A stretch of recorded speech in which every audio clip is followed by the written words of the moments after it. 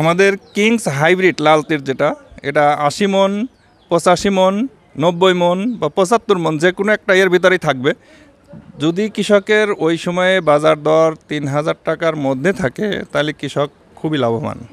দর্শক, আরেকজন পেঁয়াজ চাষি আমাদের সাথে আছেন, তার সাথেও একটু কথা বলবো। আপনার পরিচয়টা একটু জানতে চাই। মোহাম্মদ রফিকুল ইসলাম, বাবা আমি তো মনসুর আলী প্রামাণিক, পাবনা জেলা ও সুজানগর উপজেলা শাহাপুর গ্রামের।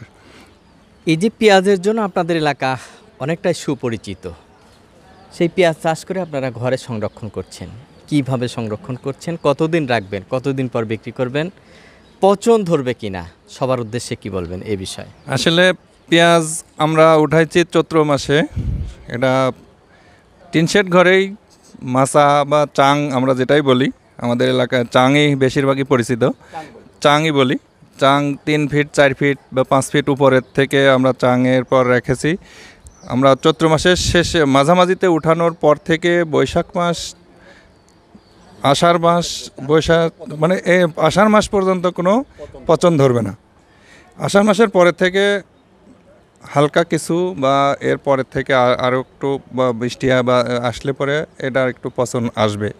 যেহেতু প্রায় ৬ থেকে ৭ মাস হয়ে যাবে চাঙের উপরে, এজন্য আমাদের পেঁয়াজের কিছুটা হলেও পচন আসবে এবং ঘাটতি আসবে। তখন আমরা ইলেকট্রিক ফ্যান আছে আমাদের, সিলিং ফ্যান আমরা কিছু কিছু চাঙে ফ্যান দেই, আবার কিছু কিছু চাঙে ফ্যান দেওয়া নেই। মানে সবাই সম্ভব হয় না বা সবাই দেওয়া ওইভাবে ঘরের প্রসেসে হয় না। পেঁয়াজটা যখন খেতে থেকে উঠাই তখন যদি আমরা ভালোভাবে পাকাই খেতেই, তাহলে আমরা পেঁয়াজটা মানে ওইভাবে পচবে না, মূল কাটা পর্যন্ত আমরা ভালোভাবে রাখতে পারবো। আর যখনই কাঁচাটা উঠাবো তখনই আমাদের পেঁয়াজের পচনটা বেশি হবে।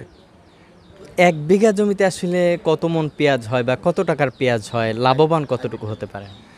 আমাদের কিংস হাইব্রিড লাল তীর যেটা, এটা ৮০ মন, ৮৫ মন, ৯০ মন বা ৭৫ মন যে কোনো একটা এর ভিতরেই থাকবে।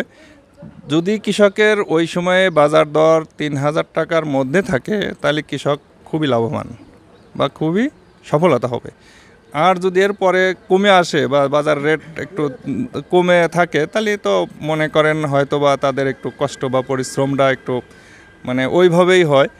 কিন্তু ৩,০০০ টাকার ভিতরে থাকলে আমাদের কৃষকের মনে আর কোনো দ্বিধাদ্বন্দ্ব থাকে না বা ওই রকম পরিশ্রমের কষ্টটা তাদের মনে রাখে না। আমাদের পেঁয়াজ চাষি আমাদের আগ্রহ বা আমাদের ওইভাবে আমাদের ক্ষেতের রোপণ, এটা আমাদের এলাকায় ভিত্তিক আমি বলবো। যেমন আমাদের এলাকায় এই সিজনটা খুবই প্রচলিত, বা অন্য ক্ষেত পাশাপাশি করলে পরে তাদের ওই ক্ষেতটা ওইভাবে ওঠানোটাও কষ্ট।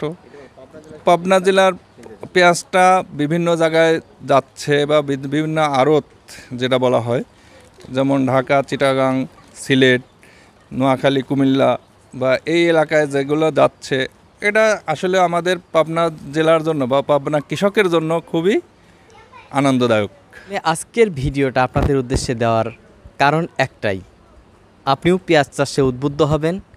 পাবনা জেলার কৃষকেরা যেভাবে পেঁয়াজ সংরক্ষণ করেন, পেঁয়াজ ঘর তৈরি করে পেঁয়াজ সংরক্ষণ করেন, আপনারাও যার যার অবস্থান থেকে আপনাদের আবাদি জমিতে পেঁয়াজ রসুন চাষ করবেন, নিজের চাহিদা পূরণ করার পাশাপাশি দেশের কৃষিক্ষেত্রে অগ্রগণ্য ভূমিকা পালন করবেন, এই আশা প্রত্যাশা রেখে পাবনা জেলার সুজানগর ইউনিয়নের মথুরাপুর গ্রামের একটি পেঁয়াজ ঘরের সামনে থেকে পেঁয়াজ চাষিদের সাফল্যগাথা গল্প তুলে ধরার ছোট্ট অনুষ্ঠান থেকে আমি আবুল হোসেন আজকের মতো বিদায় নিচ্ছি। আল্লাহ হাফেজ।